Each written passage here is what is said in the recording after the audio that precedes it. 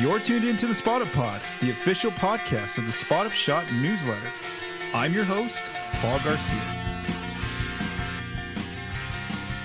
In today's episode, where the Spurs will be positioned heading into the NBA draft lottery, off-season questions ahead, and analyzing the 2024 versus 2025 Spurs and looking at team needs. How's it going, everyone? Welcome back to another episode of the Spot Up Pod. So it's been about 2 weeks since I last recorded an episode. I really want to focus on more so on the offseason since the Spurs' regular season is over, but I am going to take a look back at the final topic at the Spurs' season compared to last year and look at some team needs. So let's go and begin by looking at the Spurs' position going into the May 12th draft lottery. So the lottery is about 3 weeks away from now on May 12th.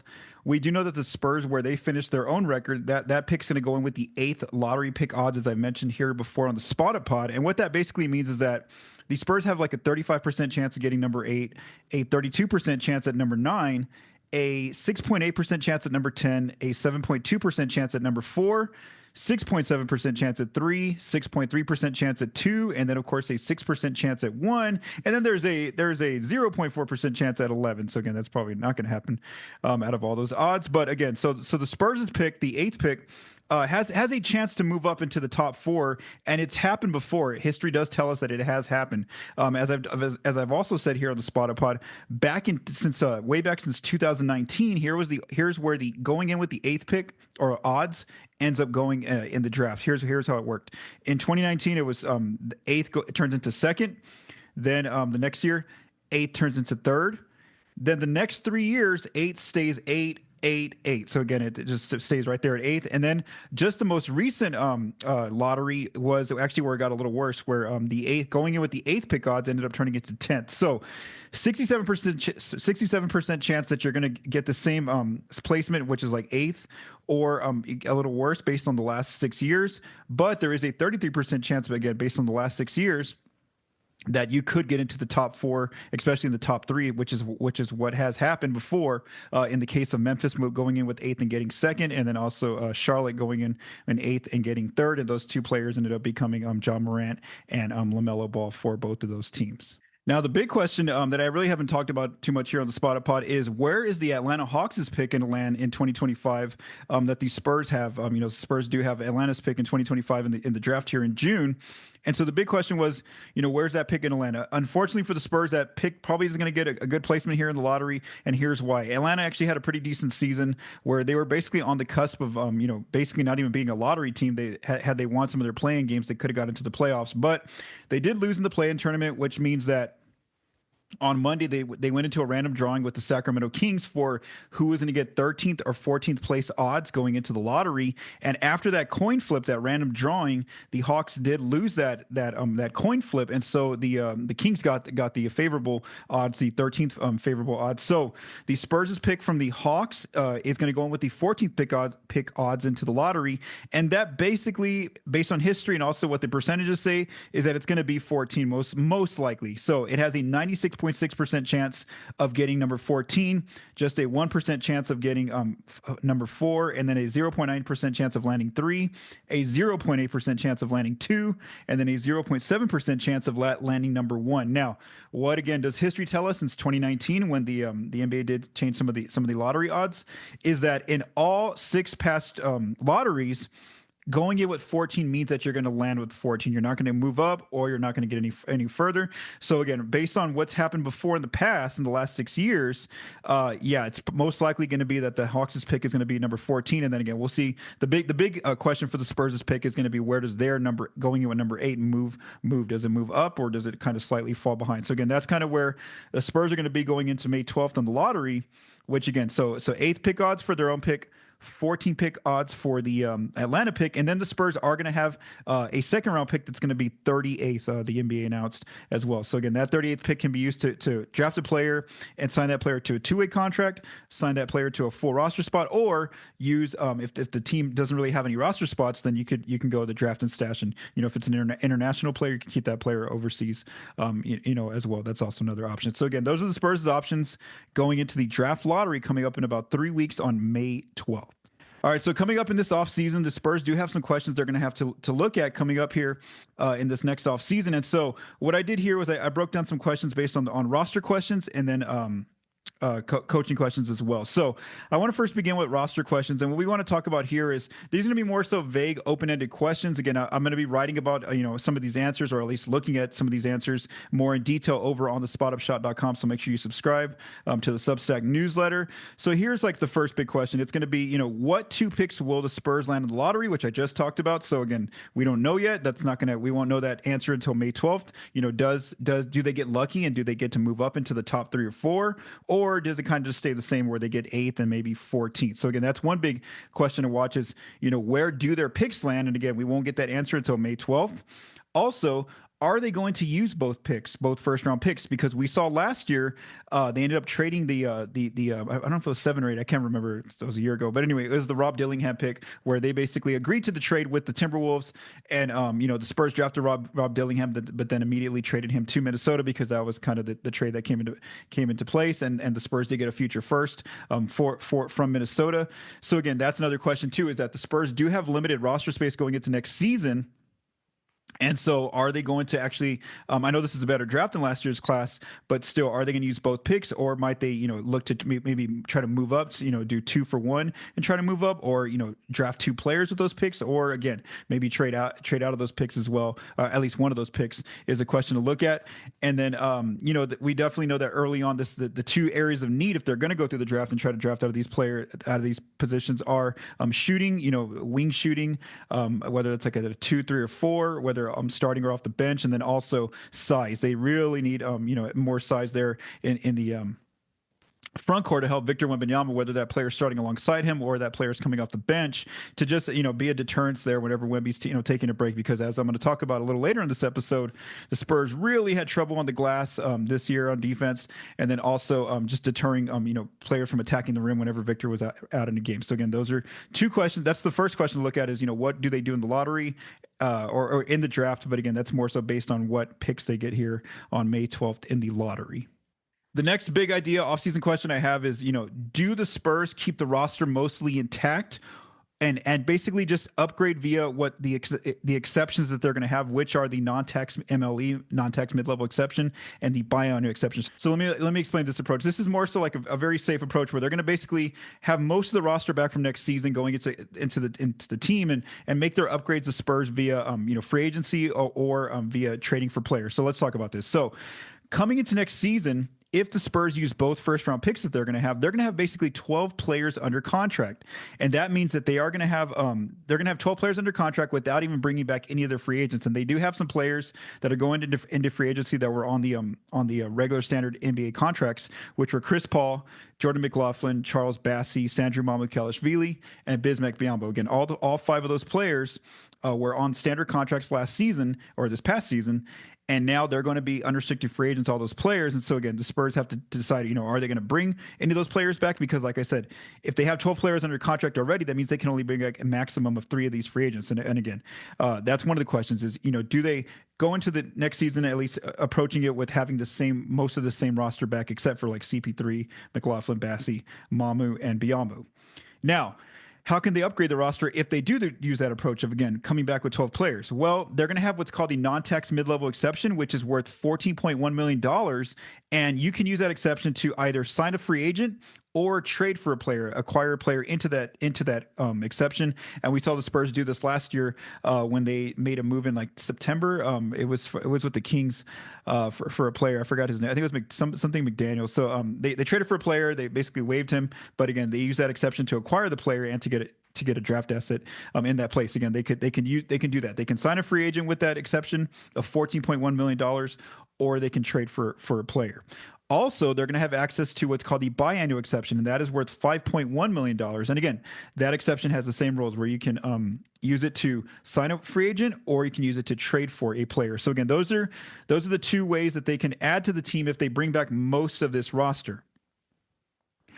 The other way that the Spurs can try to upgrade the roster is, do they want to take a chance and maybe go after a more notable free agent And again, there's not really a lot, when you look at the free agent class coming up here in 2025, this summer on July 1st, first of all, a lot of notable players do have player options or team options. So again, they have to make those decisions first before June 30th, if they're even going to enter free agency.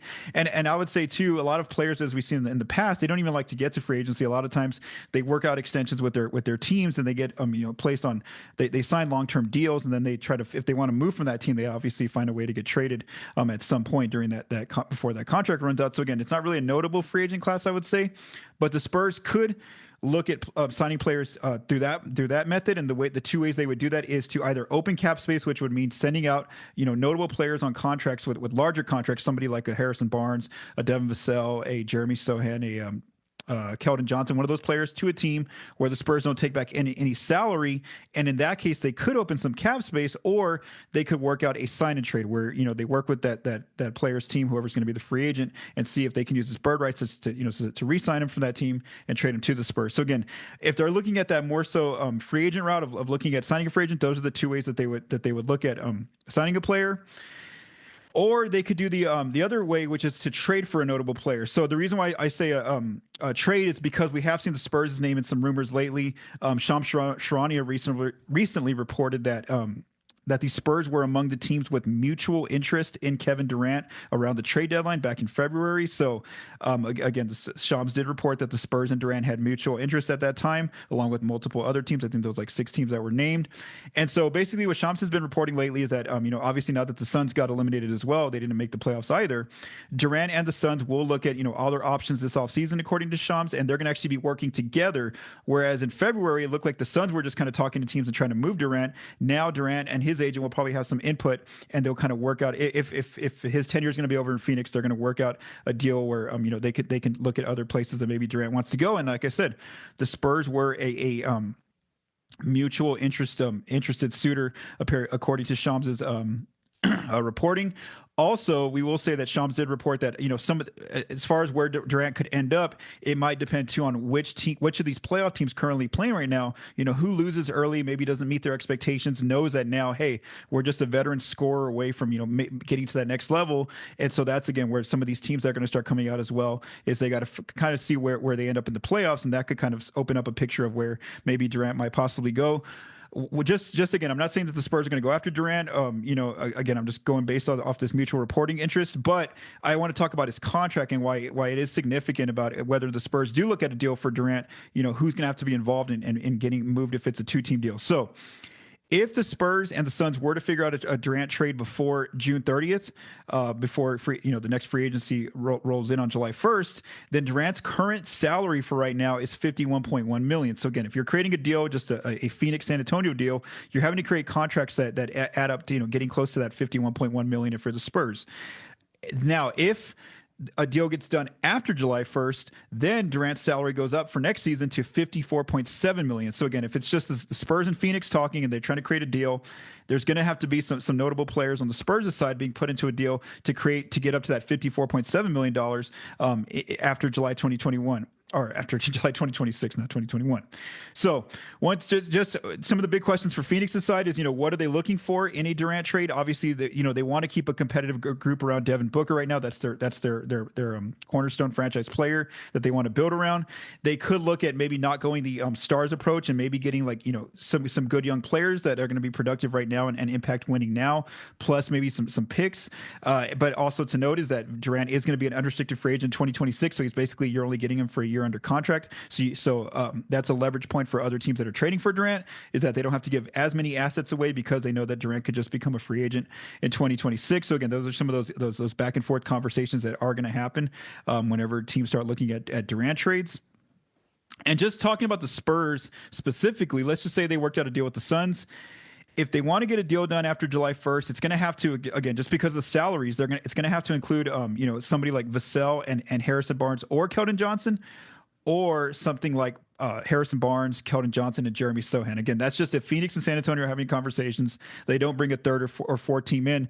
The Spurs again will have to lose some players with bigger salaries on their roster. And also, one thing to mention is that the Suns are over the second apron, so they have limitations in terms of what kind of deals they're creating. And basically, the big takeaway is that the Suns' part, any Durant deal can involve them taking back more money. They always have to be taking back less or exactly that same amount. So again, that's why it's a little tricky, to build a Durant trade.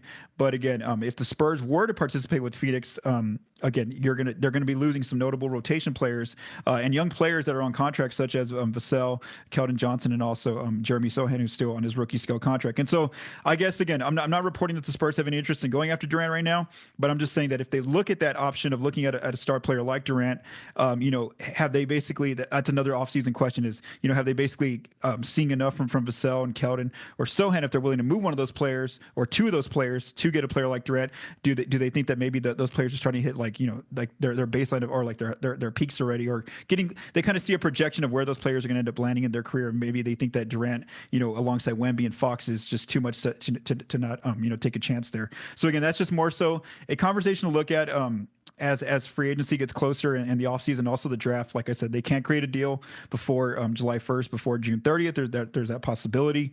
But again, those are just more big takeaways to look at, big questions, considering that the Spurs were in that Durant rumor, and that's also an option they could take. They could take that more conservative approach of, coming back with the 12 players on roster, plus adding maybe some picks, some free agents, or they could go, they could really take a gamble here and, move off some of these young players like Vassell or Keldon or Sochan to get a player that's going to obviously come in. He's a lot older on 1 year deal, but in Durant, but can immediately just be a go-to player for this team alongside Wemby and Fox. So again, those are some interesting questions to look at in terms of how the Spurs are going to build out their roster for this coming season. Another big offseason question the Spurs face is, will the Spurs and Jeremy Sochan agree to a contract extension, or where are those conversations going to go? So one thing to note is that Sochan is going to be eligible for an extension this coming offseason. I think it's after July 1st up until like around Halloween time in late October. And so just looking at what Sochan did this past season, just again, very basic base stats numbers. I'll be writing more about this later on the spotupshot.com. He averaged 11.4 points per game, 53% shooting from the floor. He just had a very good season, finishing around the basket, on cuts, on dives, finishing alley-oops, all different ways, getting offensive rebounds and putbacks. So he had a really good season this year as far as right near the basket, being very efficient, where he shot a 54% from the floor. His three-point shot is obviously still a shot that he's working on. He only shot 31% from the three. He also had the fewest attempts from three of his career, where he didn't really take as many shots as either. I think it was like over one per game. He played in 54 games. Obviously, we know that two injuries did hamper him this season. That was the early season thumb injury around like November to like December, and then also his back started flaring up, giving him issues in early January. Then he came back into March, kind of played a few games, got hurt again with that back injury. So again, those are areas that did impact him. We also saw him play his fewest minutes in a season, where he only played 25.3 minutes per game this year. We also saw his role change. Early on he was a starter. Then as he got injured and then tried to come back, they basically had him finish as basically like the backup five for a while off the bench. And we saw that, because of his lack of shooting, and even though we know Sochan's a more versatile defender, Harrison Barnes basically couldn't be moved out of the starting lineup. Like, he was just, the Spurs needed his outside shooting, there to space the floor, and Barnes is their best, outside shooter on the team. And so, Sochan, because he also plays a similar role there at power forward, he ended up going to the bench, and kind of that's where he finished out his season. He also got to the free throw line, 2.3 free throw attempts, which was a career high for him. Made about 70% of his free throws, 69.6%. 6.5 rebounds, 2.4 assists, 1.6 turnovers, 0.8 steals, and 0.5 blocks. And like I said, he did go to the bench there as his role changed toward the end of the season. And like I said, he's definitely one of the most versatile defenders, where, you can put him on guards, you can put him on wings, on bigs. He's able to kind of switch, so, 1 through 5 and guard certain players or certain matchups, for the entire game that you need him to. But it's his offense where the team has to make a decision at times of maybe not having him on the floor, especially like in crunch time at different times.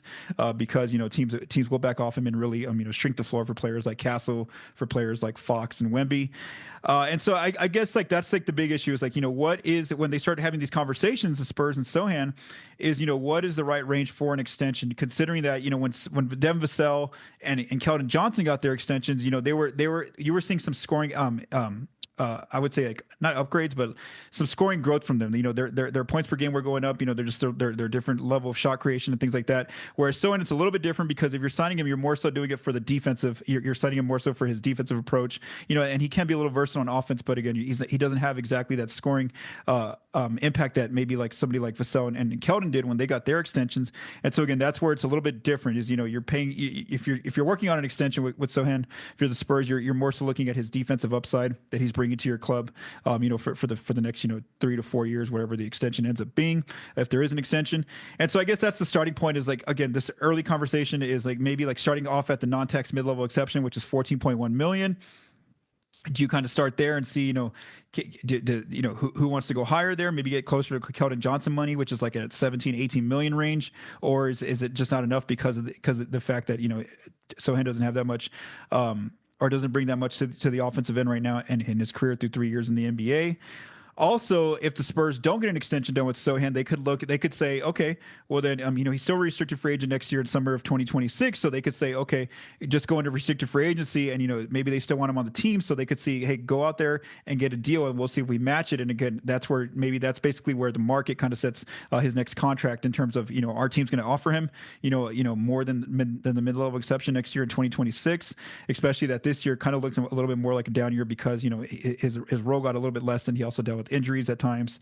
So again, those are those conversations that the Spurs and Sochan will have over this offseason. And again, the extension doesn't have to get done until late October. So again, that's just something to watch. And again, I will be writing more about it and looking at, you know, maybe past players who kind of had a similar skill set to Sochan and seeing what their extensions looks like at times. So again, those are those conversations that the Spurs you know, could have here with Jeremy Sochan.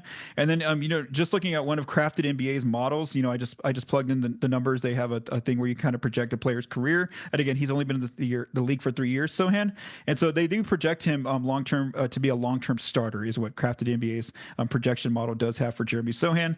So again, that's just something notable, you know, to look at long-term aspects of where his career could end up going here in the NBA. All right, so now that I addressed roster questions, I want to talk about another question that's going to be, you know, impacting the Spurs this coming off season. That's coaching questions. So basically, Shams Charania did report on Saturday from ESPN. He did report that Coach Pop had a medical incident at a restaurant the previous Tuesday night, and he's now at home, stable, and doing fine, according to Shams.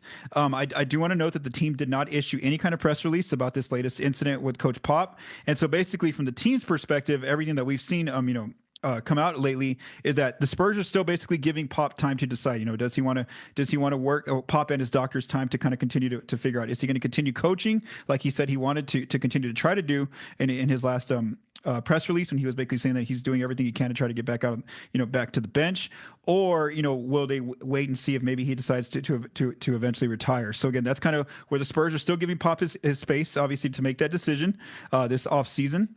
And so the you know, again, that part hasn't changed, that the Spurs are still you know, it's basically in Pop's the answer's up to Pop whether he wants to keep coaching or retire. But just something notable that's happened, you know, in these last few weeks since the season did end, is that some teams that there are some coaches that are becoming available. You know, Taylor Jenkins got fired from the Memphis Grizzlies right before the season ended. Mike Malone got fired from the Denver Nuggets right before the season ended, and then Coach Bud, Mike Budenholzer, who used to be a longtime assistant coach with the Spurs, just got fired as well from the Phoenix Suns. So again, the Spurs are giving Pop his time to decide, but also there are coaches starting to become available, especially there might be more coaches too soon, depending on you know who disappoints in the playoffs. So again, that's just something to watch, is that there's still a little bit of an uncertainty, or we don't know the answer yet of what's going to happen with the coaching situation for the Spurs as well. Let's keep going. All right, so now for a final topic, I want to go through some, just kind of look at the data, what it said this year from the 2024 Spurs last year to the current 2025 Spurs that just finished this season. Obviously, this year's team was much better in terms of wins. They definitely improved on their wins. I think they were like a plus 12, like 43 or 44. I mean, not 43, 33 wins, better than last year, which was a 22-win team. So they did a lot better in terms of just getting more wins on the board.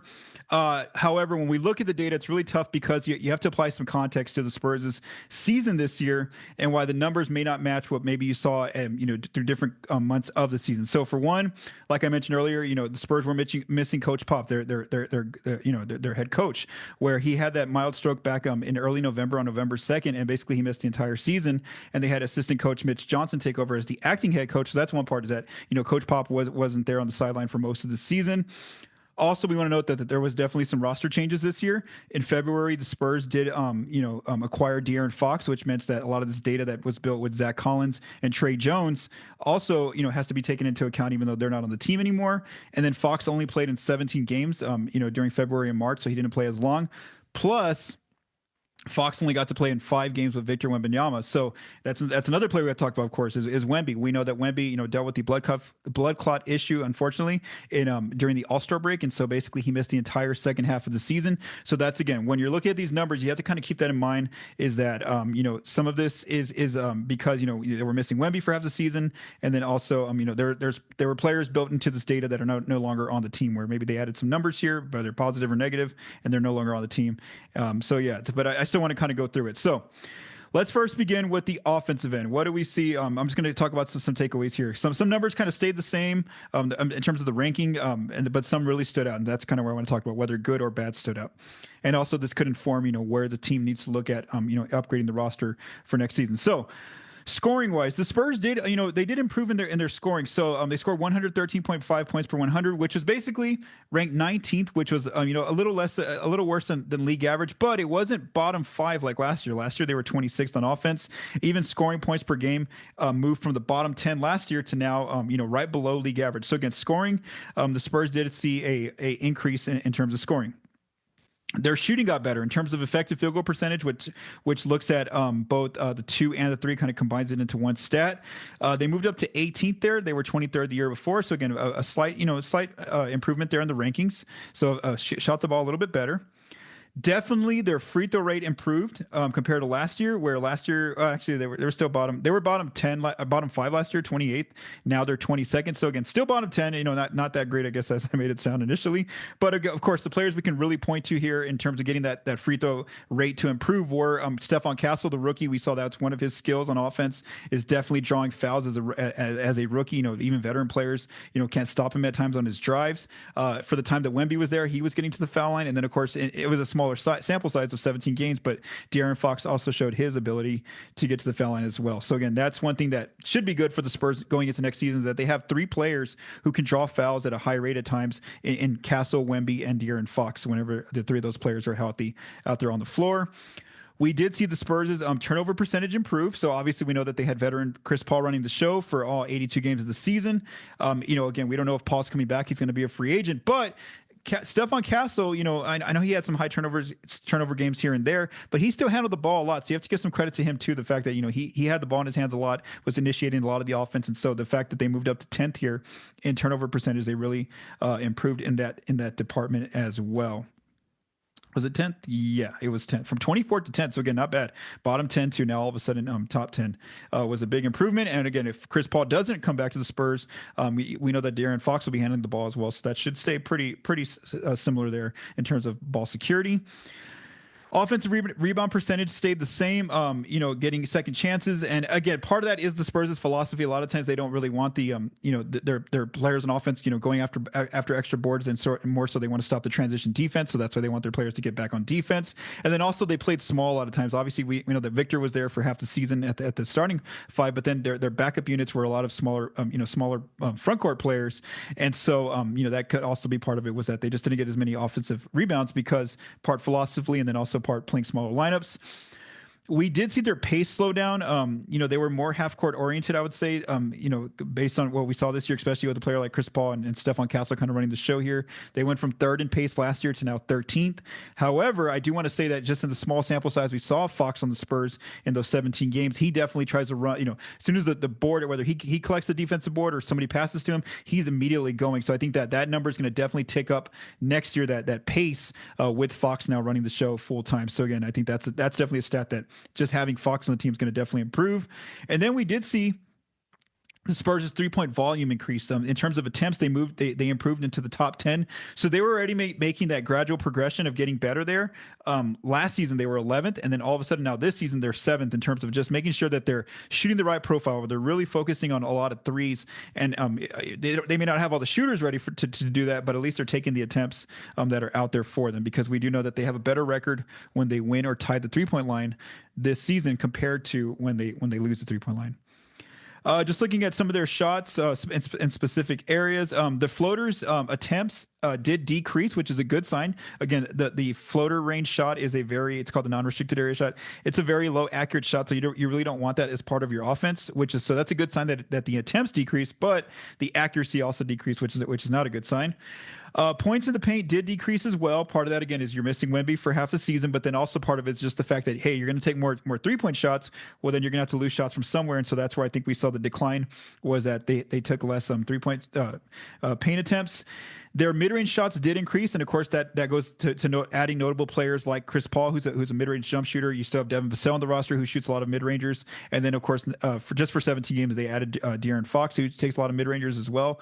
So again, that's more so with Vassell and Fox next season. That should still be part of their offense, and Wemby can also go to the mid-range at times too. Their accuracy though did improve because Chris Paul is a good mid-range shooter, and so is Devin Vassell. So again, that's an element they can go to next year, is have part of their offense is the mid-range.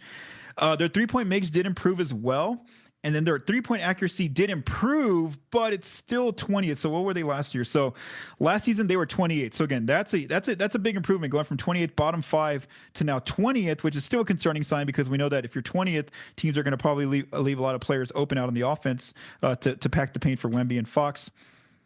And so again, that's just something that they still got to work on. That's why I mentioned about the draft and maybe free agency. They do need to look at adding shooting because if not, players like Fox and Wemby and Castle, defenses are going to load up on the inside and kind of risk leaving some players open to kind of protect the paint there against their drives and their attacks there at the rim. And so I would say players who had decent shooting seasons here. Obviously, a player who had a really good shooting season was Harrison Barnes. He was very good from outside, their best 3-point shooter. Julian Champagnie had a good start to the year shooting the ball, and then you kind of had a little bit downturn toward the end, but still is a threat out there. Can definitely make corner threes at a very high accurate rate.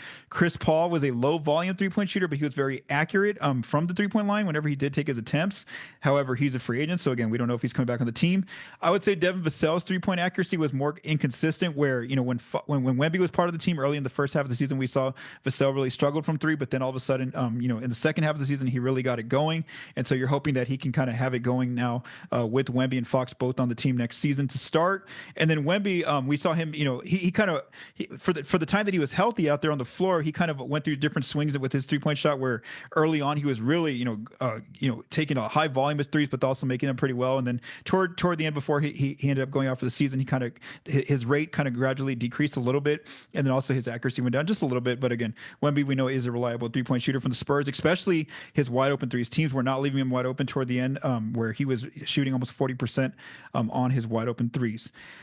The players who will, of course, have to probably improve, who should be back for next year's team, are Fox. And again, Fox is not really, for 2 reasons. I don't want to talk too much about his numbers. For one, it's a small sample size, just 17 games he played with the Spurs.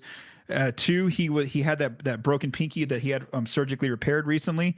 And so, again, we don't know how much that impacted, and it was on his shooting hand. So, again, that could be part of it. But I will also say, for his career, he's been like a 33% shooter from 3. So, again, that's kind of an area that he's kind of that hasn't, been over. I think he's only had like 2 seasons over 35% when I last looked at the numbers. So again, that's something too.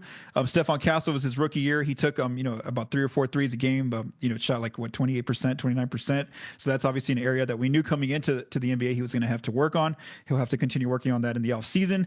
Keldon Johnson's 3 was more so like Vassell's, where, early on he was really struggling.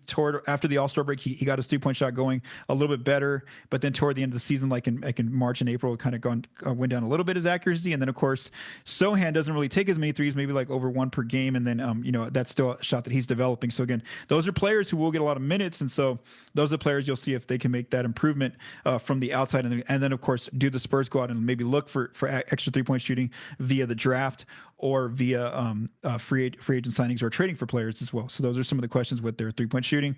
And then still staying on the topic of 3-point shooting, wide open threes also improved in terms of makes went down just a little bit. Their accuracy improved. So last year they were 27th. So again, bottom five teams were leaving them open on purpose. When now they went to 20th. So again, you're probably still going to get a lot of shots left wide open for different players, but at least they did improve in terms of their accuracy on wide open threes. All right, now let's look at the defense. What really stood out to me for the numbers compared this year compared to last year. And again, this is one where you really have to consider that Wemby was only part of the team for half the season, because that's where the numbers really took a dive in the second half of the season. So obviously, overall, when we talk about the entire 82 games, they actually did get worse this year compared to last year, where last year they finished 21st in defensive rating. This year they were 25th. But again, the big issue here was that they lost Wemby for an entire second half of the season this year, so that's why that could definitely be applied there. That context. We even saw in March where they went 30th in defense. They were last on defense in the month of March, the first month that they played an entire month without Wemby. And we do note that, even with Wemby, they weren't like a top 10 defense. As a whole, I know that when he's on the floor, they play like a top 10 defense because of how good he is. But the minute he takes a break, it kind of averages out, and they end up struggling there. And so, before Wemby went down with the injury, with the blood clot issue, they were 19th pre All-Star break defensively. So obviously, even when Victor's there's still definitely some improvement that can be made when he's not on the floor. And that's talking about adding different players to the team. Opponent effective field goal percentage did get a little worse. So in terms of how teams shot the 2 and 3 combined, that number did get a little worse this season. Opponent turnover percentage, I think that's a number that definitely could improve, where the Spurs could get more aggressive in forcing turnovers from the opponent with a full season of both De'Aaron Fox and Stephon Castle in the backcourt. Again, Fox only got to play in 17 games, but even when he played this year in these limited 17 games, Stephon Castle came off the bench, and a lot of times Fox was out in the backcourt with Chris Paul. So I am eager to see next year or next season. What does it look like? How much does that opponent turnover percentage increase with both Fox and Castle out there together in the backcourt? Plus, if they have Wemby back there as like a safety net to kind of protect the paint in case their opponent does get by them, to kind of clean up there in the inside. Again, that's a number I definitely see that could see an improvement. Okay, so this next number is definitely one where the Spurs definitely need to address, and that's opponent offensive rebound percentage, which you could also throw into opponent second chance points. That one really took a hit. Where they finished this year, so last year they were 13th there. So again, not great, but also barely better than league average. Now they were 26th, bottom 5, and that was one you could just see every night, where they really struggled to keep teams off the boards at times. Part of it, of course, is losing Wemby in the starting lineup when they had to go to like Bismack Biyombo. He's only 6'8". At times they went to Charles Bassey, 6'10", Mamu 6'9", Sochan 6'8". Even at times Harrison Barnes and Keldon Johnson had to play some 5 and backup units. So again, part of it is just the roster where they had players who were just undersized as bigs, and so that's where I do definitely think that maybe that's an area they definitely got to address this offseason is having someone with more height, someone who can help there on the boards, on the defensive glass whenever Wemby checks out of games, and then also helping to stop those second chance points. And again, that's somewhere where do they address that position via the draft with maybe the 8th or 14th pick, wherever that pick lands, through trading for someone like a big, or through free agency. Again, that was a big issue is the glass. And so I think definitely having a player with more size there, on the roster that's currently not on this current roster, is something that they need to address. Steals did see a slight improvement this past season. Points off turnovers also saw an improvement. Opponent 3-point attempts did get worse, and the defensive rebounds, like I said, that was partly the roster. The part about 3-point attempts, what were the numbers here? So 3-point attempts. Okay, so they were. Oh yeah, this is a big one. But part of this too, I think you could attribute to losing Wemby. So last year they were 11th in opponent 3-point attempts. They went down to 24th to Spurs this past season. So again, part of that too was losing Victor. But a lot of times we saw teams kind of penetrate inside and then kind of kick out and space the floor against the Spurs' defense. And so that's definitely an area that they got to work on. Let's see. Anything else stick out to me here? Opponent restricted free field goal percentage got better, and obviously you want to chalk that up to having Wemby. But then also, they kept that up at times. Even when Wemby was gone for the second half of the season, where the opponent shot 65% from the dunk layup range. So that again, that was an improvement from 13th to 7th. And again, they had to keep that number up even with or close to that number up once Wemby went out for the season. And then opponent points in the paint got a little better, and then opponent 3-point makes did get worse. All right, so that wraps up. That's going to wrap up this episode of the Spot Up Pod. Thank you again for listening. I do want to note that because it is the offseason now for the Spurs, I won't. My episodes will be a little bit more periodic. Sometimes it might be 2 weeks that a new episode will come out, or sometimes it might be weekly, depending on what's going on. Obviously we know, again, the draft lottery is coming up in May, then the actual draft comes up in June, then free agency comes up in July, and then of course summer league in July, and later in mid-July as well. So again, those are kind of the big events that are coming up here with the Spurs' off season, while the NBA playoffs go on for the other teams. Thank you for taking the time to listen to this episode of the Spot Up Pod. If you like what you heard, please subscribe and leave us a rating on your favorite podcast apps and our YouTube channel. The Spot Up Pod is recorded and produced by Paul Garcia. The music for this episode was written by Vincent Garcia and Paul Garcia. Thank you for listening, and have a great day.